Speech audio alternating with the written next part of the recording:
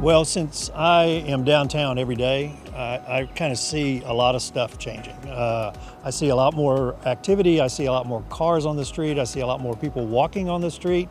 A lot of restaurants have opened down here. And as I drive around the city, I see a lot of retail establishments have opened. So I think there's been a very noticeable change.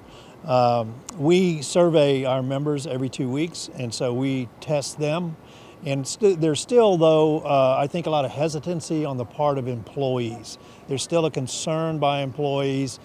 Am I going to be safe at work, especially if there are customers or people who enter the building? Are there going to be proper safeguards? Is the protective equipment going to be adequate? That kinds of things.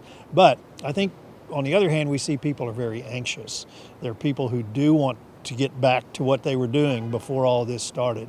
It's a little bit of a paradox, but I think the desire to get back is much stronger than the desire not to. So it's changing. You can feel it and see it.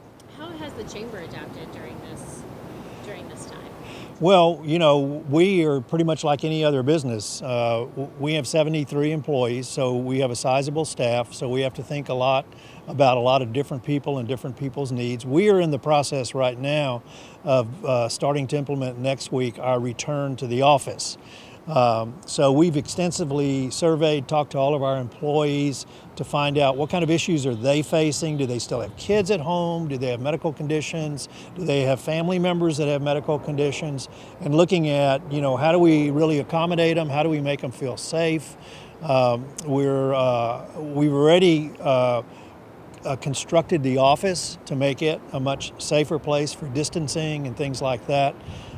So we're doing much like all other businesses, and that is taking it slow and easy, gradually having people return. So starting next week, we will start that process, and we hope over the next 4 to 6 weeks, we pretty much have a routine down.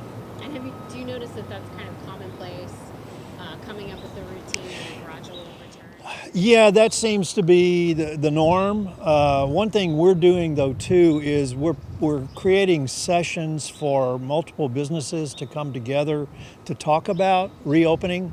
What we find is that a lot of people just don't know what to do. They don't feel they have clear guidelines, or they think their business is unique. So we're putting those people all together so they can all talk, they can ask questions, they can use best practices. And we've constructed a website too that has all of that kind of information to give people guidance. That's a big issue. And then the availability of PPE, personal protection equipment, because if you don't have that, you can't open and you can't move your employees back. So having access to that and making sure you have adequate supplies and that they meet the requirements of USDA or whoever it is. So we worked in partnership with the Department of Commerce to create a website that has PPE providers on it, because that's kind of a very critical component of going back. But that's coming together really well. There are a lot of providers. What do you think people can expect as we move forward, as we start to kind of open? I think it's not going to be the same because of how we're going to go back. When you talk about restaurants can only operate at 25% capacity, movie theaters, to me too, traveling is going to be a huge issue, especially public kind of transportation. Airplanes were not built for 6-foot separation. Neither were transit systems. So how people, feel comfortable or uncomfortable in those kind of situations is going to be really interesting. The other thing you have to think about is, with those kind of restrictions, is it profitable for a business to even open? If they can only serve 25% of their capacity, is that enough to even make money? So, it's going to be tough. It's not going to be easy. I think a lot of people are just sort of hoping we flip a switch and everything's back to normal. It isn't going to be that way. The other thing is, a lot of businesses have learned new practices. A lot of businesses have used technology to do things that before they didn't rely upon technology. And, no one yet knows how that's going to stick. And also our habits. Now we're used to buying food to take home or having it delivered, where probably before we didn't do a lot of that. are people going to continue doing that? And are people going to always want to get curbside retail delivery and liquor and beer sent to your house? I don't know. Are people going to shop online now a whole lot more than what they have in the past? Those are all kind of questions that,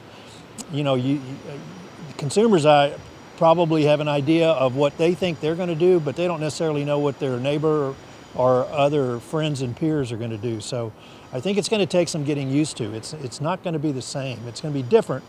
Having said that, though, I'm not sure it's different bad. I just think it's different. Yeah. Necessarily negative. No, just different. Not the norm. Every day's different. And then finally, what are you most optimistic about? Well, what I always think about is where we are here in Oklahoma. Oklahoma City was a land-run city. There wasn't much opportunity here when people first came here. And when you look at major, setbacks in the history of Oklahoma City, we've always ended up in a better place than we were before that event happened. Whether it's been, economic problems, physical problems, things like that. So I'm just optimistic that people here are very creative, they're very innovative, and they roll with the punches. And so that makes me feel like there isn't really a whole lot to worry about. People are going to adapt to this, they're going to come back, and at the end of the day, we're going to be better off than what we are now. Do you think it helps, this wasn't on the question, but do you think it helps that we're not as populated as the coastal areas? Yeah, I think, where you see the worst problems with COVID-19 is where there's so much density, where people really live in crowded places. So I think mid-market sized cities like us, and like a lot of the cities we've competed with for economic development projects, will have an advantage, because I do think there are going to be people who are no longer going to want to live in New York, in Chicago, and in areas and places where there's, just every day coming in contact with thousands of people. So I do think that's an advantage. What you also don't know, though, kind of that question leads to, is, are we going to go back to suburbanation? Are we going to go back to people wanting to live in suburbs as opposed to central cities? And that's being talked about a whole lot. As I talk to my peers across the country who are in every metro city in the United States, they're hearing pushback from some of their larger corporations, Chicago being one, where employees of the large corporations that are headquartered downtown, people are saying, I don't really want to commute to downtown Chicago anymore. And I really don't want to get on crowded buses, streetcars, trains, things like that. I'd rather drive my car to a satellite office that's nearer to me than going downtown. And then compound that with what kind of distance policies are there going to be on getting on elevators in high-rise buildings. I mean, some of the stuff we have heard, your commute from the lobby to your office might be an hour and a half. Because elevators may only allow 2 people on them instead of 12 or 15. So, if you're on the 50th floor of a downtown Chicago office building, you've added 3 hours of commute time. We don't have that problem.